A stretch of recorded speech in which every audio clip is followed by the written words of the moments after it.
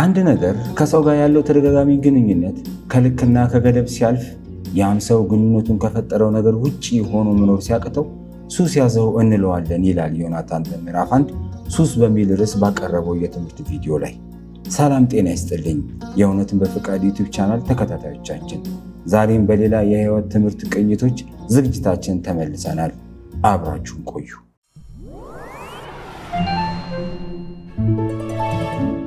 ሰዎች ይሄ እኮ ሱሰኛ የሆነው በገዛ እጁ ነው ይላሉ። ዮናታን ግን በሚገርም ሁኔታ ሰው ሱሰኛ ስለሆነ ጥፋተኛ አላረገውም ይላል።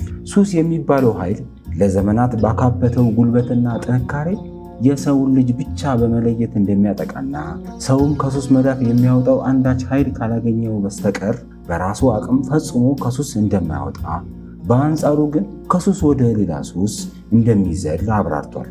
ሱስ ከሰው ዘር ውጪ የሚገኝባቸው አንዳች ፍጥረታት እንደሌሉም ጠቁሞናል። ሰው ካለ ሱስ የሚባለው ነገር ደግሞ አብሮት አለ ሁሌና ሱስን ስንል ብዙ ሰው የሚመጣለት ያው የሲጋራ ወይ የጫት ሱስ ሊሆን ይችላል። እነሱም ሱስ ሆነው ሳለ ግን ከሱ ባለፈ ደግሞ ሁሉም ነገር ከአግባቡን ሲያልፍ ወይም ደግሞ ያ ሰው ከዛ ጉዳይ ውጪ መኖር ሲያቅተው ያንን ነገር ሱስ እንለዋለን። እና ለምሳሌ ሰው የሀገር ሱስ ሊኖርበት ይችላል፣ የእግር ኳስ ቡድን ሱስ ሊኖርበት ይችላል፣ የምግብ ሱስ ሊኖርበት ይችላል። የብዙ ነገር ሱሶችን ልንጠቅስ እንችላለን። እና በእነዚህ ሱሶች መጠናቸውን አለፈ የምንለው መቼ ነው ማለት ነው? ሰው ከነዛ ነገሮች ውጪ ህይወት መኖር እችላለሁ ብሎ ማሰብ እስኪያቅተው ደረጃ ሲደርስ ሱስ ብለን እነሱን እንጠቅስና ግን ሱስ ደግሞ በጣም የሚያስገርመው ነገር ያው ብዙ ሰው ሲለው ላትሰሙ ትችሉ ይሆናል። ግን ሰው ሱሰኛ ስለሆነ ጥፋተኛ አይደለም የሚል አንግል ይዤ ነው የምመጣው እኔ። ምክንያቱም እስከዛሬ የሰማችሁት ይሄ ከዚህ የራቀ ስለሆነ ለምሳሌ አንድ ሰው የሆነ ሱስ ሰለባ ሲሆን እንዴ ይሄ ሰው እኮ የዚህ ሱሰኛ የሆነው በራሱ በገዛ እጁ ነው ሲባል እንጂ እንዴ ይሄ ሰው ምንም ጥፋት የለበትም በቃ የሱ ኃላፊነት አይደለም ሲባል ሰምተን አናቅም። እና እኔ ግን ለምንድን ነው እንደዛ ልል የፈለግኩት ሱስ የሚባለው ነገር ኢቭን እስከምን ደረጃ ይደርሳል? አንዳንዴ በዘር ራሱ እስከ መምጣት ደረጃ ድረስ ይሄዳልና ሱስ የሚባለው ነገር ሰውን አንገቱን አስደፍቶ ያለ ነገር ነው። ከሰው አቅም በላይ የሆነበት ጉዳይ ነው።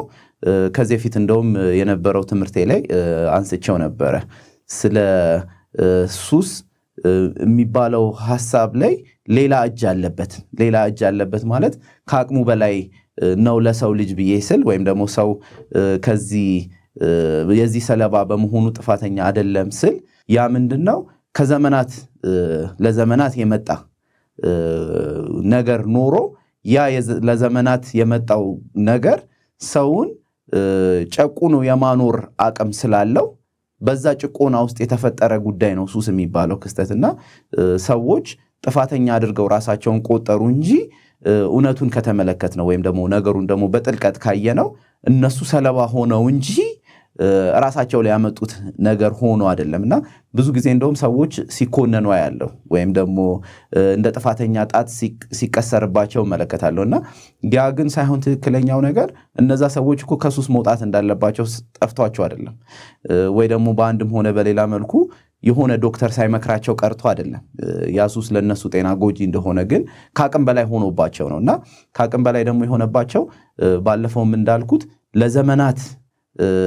ጉልበቱን እንትን ያዳበረ ነገር ኖሮ ያ ነገር ተጭኖባቸው ሰዎች ላይ ከሱ ነፃ መውጣት ስላልቻሉ ሁሌ በሱ እየተሸነፉ በሚኖሩበት ኑሮ ውስጥ ሰለባ የሆኑ ናቸው ሰዎች ማለት ነውና ያው ሰዎች እያልኩ እየጠቆምኩ ማወራው እኛ ከዛ ውጪ የሆነ ኑሮ እየኖርን ስላለና ያንን ነገር ደግሞ አንድን ነገር የምትመለከትበት ቦታህን ስትቀይር ነገሮችን በጥራት ማየት ትችላለና ከተለየ ቦታ ላይ ሆነን እያየነው ስለሆነ ምን ጫና እንደሆነና ምን ደግሞ ምቾት እንደሆነ ለሰው ልጆች የለየንበት ቦታ ላይ ስለሆንን ነው ያንን እንደ ሌሎች ሰዎች እንደዚህ ነው የሚኖሩት እያለን ምሳሌ እየጠቀስን የምናስተምረውና ኤኒዌይስ ይሄንን ሱስ የሚባለውን ነገር ሰዎች በዋዛ ነው ያዩት ግን ውስን ሰዎች ላይ ያለ ነገር ሳይሆን ቅድምም እንዳልኩት ኦልሞስት ሁሉም ሰው ላይ ያለ ነገር ሆኖ ሰዎች ከሱስ ሲወጡ ይስተዋላሉ አንዳንዴና ከሱስ ሲወጡ ግን አክቹዋሊ ሀፕን እያደረገ ያለው ከሱስ እየወጡ ሳይሆን የሱስ ለውጥ እያደረጉ ነው የሚስተዋሉትና በተለያዩ አጋጣሚዎች ውስጥ ይሄንን ፓተርን ሪኮግናይዝ ላደረገው ሰው በጣም የሚያስገርም ነገር ነውና የሆነ ሱስ የተወኩት እኮ የሆነ ነገር አድርጌ ነው ወይም የሆነ ተግባር እኮ ፈጽሜ ነው ብለው ሲሉ ያ የፈጸሙት ተግባርና ግን ከዛ ቀጥሎ ህይወታቸው ውስጥ የገባው ነገር ደግሞ ቅርጹን ለውጦ ሌላ ሱስ ደግሞ ሲሆን ይስተዋላልና ይሄኛውን ሲለቁት ሌላ ነገር ደግሞ ሲይዙ ይስተዋላሉና ሱስ የሚለውን ነገር በዚህ መልኩ ልናየው እንችላለን ብዬ አስባለሁ።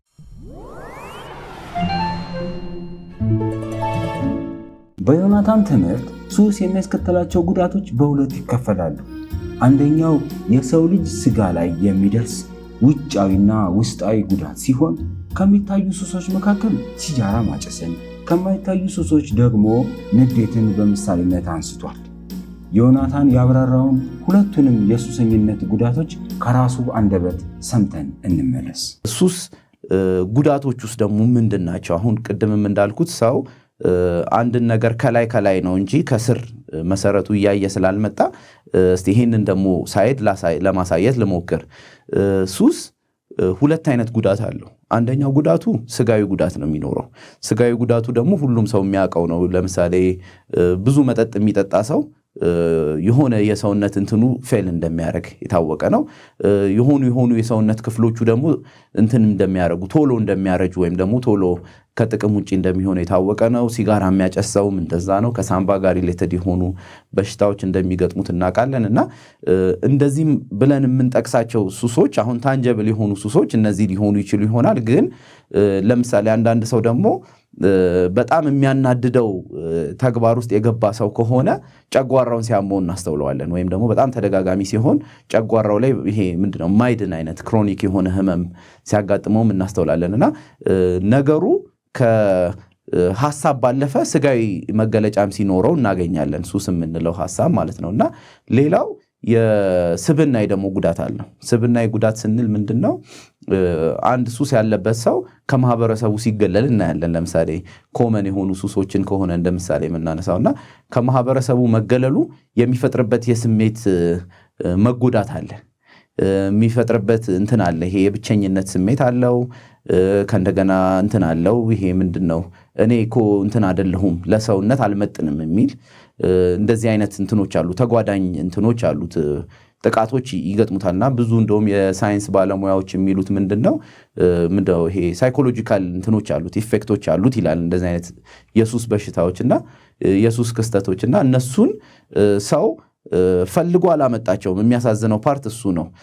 ፈልጎ ሳያመጣቸው ግን በዚህ ያህል ደረጃ ደግሞ ውስጡን ሰርስረው ገብተው የሚቦጠቡጡት ነገሮች ናቸውና ከነሱ ማምለጥ የሚችልበት መፍትሄ ኦፍኮርስ አለው። ወደ መፍትሄ ሐሳቤ ስመጣ አነሳዋለሁ። ግን የዚህ አይነት ደግሞ ስጋይም ስብናይም ደግሞ ጥቃት እንዳለው እንትን ነው፣ ግልጽ ነው። አሁን እዚህ ጋር አብረን እንድናየው የፈለኩት ሐሳብ ምንድነው? ሰው ሱስ ውስጥ ሲሄድ ምንን ፈልጎ ሄደ ነው ትልቁ ጥያቄ። ቤኪ ስደት በሚል ርዕሱ የሚያነሳቸው አንዳንድ ነጥቦች አሉና እዛ ነጥብ ላይም የተወሰኑትን ሐሳቦች ማግኘት እንችላለን። እና ሰው የሆነ ነገር ላይ ሲሰደድ መፈለጉ አይቀርም እና በዛ ፍለጋ ውስጥ የሚገባባቸው ነገሮች ናቸው እነዚህ ሱስ የምንላቸው ነገሮች ማለት ነውና ሱስ ደግሞ የሚሆኑበት ለምንድን ነው? በሆነ ወቅት የሆነ የደስታ ስሜትን አሰምተውት ነበር ያንን ሰው። እነዛ የደስታ ስሜቶች ደግሞ ሰው በተፈጥሮ አግኝቷቸው የሚሄዳቸው ጉዳዮች ሆነው ሳይሆን የሚያገኛቸው በእንደዚህ አይነት ክንዋኔዎች ውስጥ ስለሆነ ያቺን ስሜት ሲፈልግ ያቺን የደስታ እንትን ምንድነው ጣዕም ሲፈልግ በዛ ነገር ላይ ሱሰኛ ይሆንና ሁሌ ደግሞ ያቺን ነገር እያሳደደ ይኖራል ማለት ነውና ያንን ሲያደርግ ደግሞ ቅድም ያልኳቸው ስጋዊም ስብናዊ የሚሆኑ ጉዳቶችን እያስተናገደ እስከ ሞት ደረጃ ድረስ ይደርሳል ማለት ነውና ሱስን ደግሞ ከዚህ ደግሞ አንድ ደረጃ ጠለቅ ብለን ብናየው በሰው ውስጥ ሆኖ መኖር የሚፈልግ ማንነት ስላለ ያ ማንነት ህይወትን ኤክስፒሪየንስ የሚያደርግበት መንገድ ነው ሱስ የሚባለው ነገር። ይሄ ማለት ምን ማለት ነው? ለምሳሌ አንድ ሰው ለመኖር ተጨማሪ ነገሮችን ህይወት ውስጥ መጨመር ሳይሆን የሚጠበቁበት ያሉትን ነገሮች እያጣጣመ መሄድ ነው የሚጠበቅበት የነበረው። ለምሳሌ አየርን ወስዶ ሙሉ ኦልሞስት የምድር ክፍል 3/4 ውሃ ነው።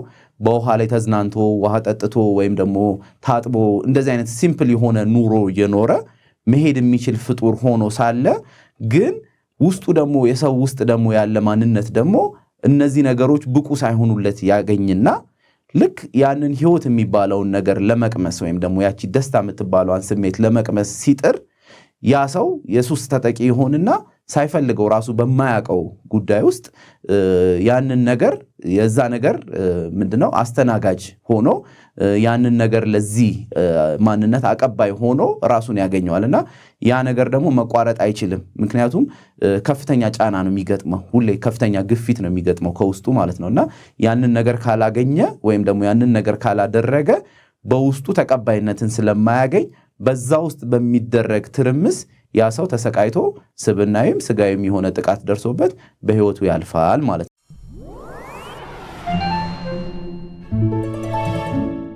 አንተ ሰው ከዚህ ሱስ ውጣ ተብሎ ስለተመከረ ብቻ ሰው የባርነት ቀንበሩን ጥሎ ከያዘው የሱስ ኃይል በቃኝ ብሎ ነፃነቱን ማወጅ እንደማይችል ይልቁንስ ከስራቱ የሚያወጣው አንዳች ኃይል እንደሚያስፈልገው ይናገራል ዮናታን። ሰው ባለቤቱ ጋር ሲመጣ ሁሉ ነገር እንደሚስተካከልና በእኛ መንገድ የአንድ ነገር ችግር መፍትሄ ብቻ ሳይሆን የሚገኘው ጠቅላይ መፍትሄ ለአንዴና ለመጨረሻ እንደሚገኝ ዮናታን ያበስረናል። እንከታተለው።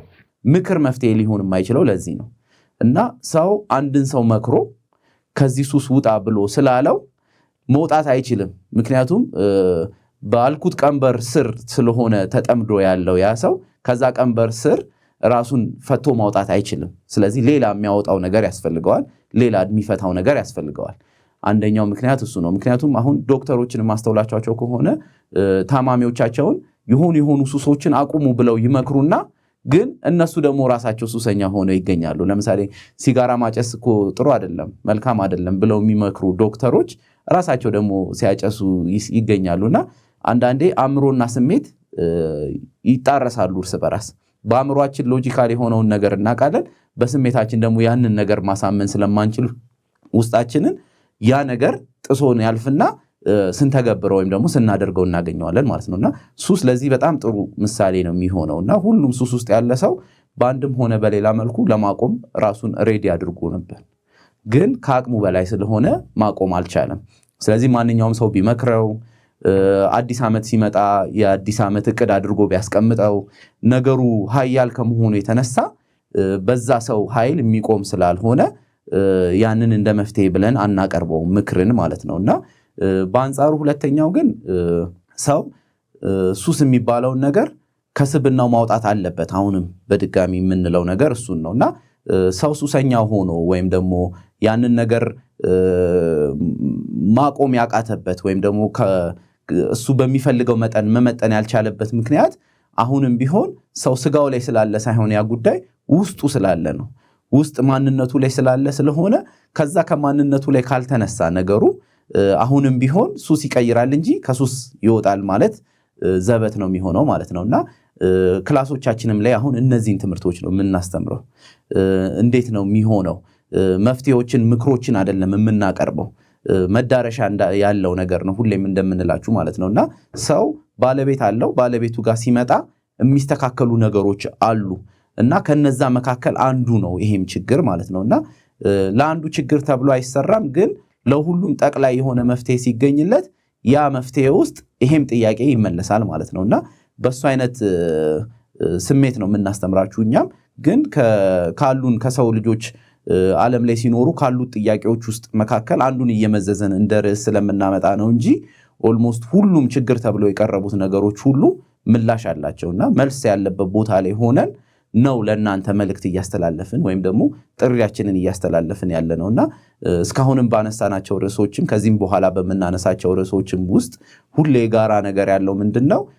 ሁሉም የሚባሉት ነገሮች ሰው ከአቅሙ በላይ የሆኑበት ነገሮች በሙሉ መፍትሄ ያላቸውና መልስ ያላቸው ነገሮች ስለሆኑ ክላሶቹን መታችሁ በመከታተል አድራሻችንን እዚህ ዩቲዩብ ቪዲዮአችን ላይ እንትን እንላለን፣ ፖስት እናደርጋለን።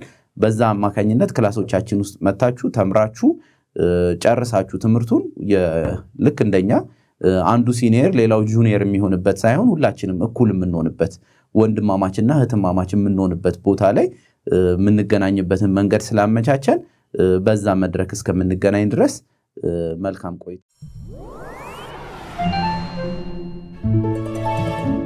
ተመልካቾቻችን የጋበዝናችሁን የትምህርት ቪዲዮ እንደወደዳችሁትና እንደተማራችሁበት እናስባለን።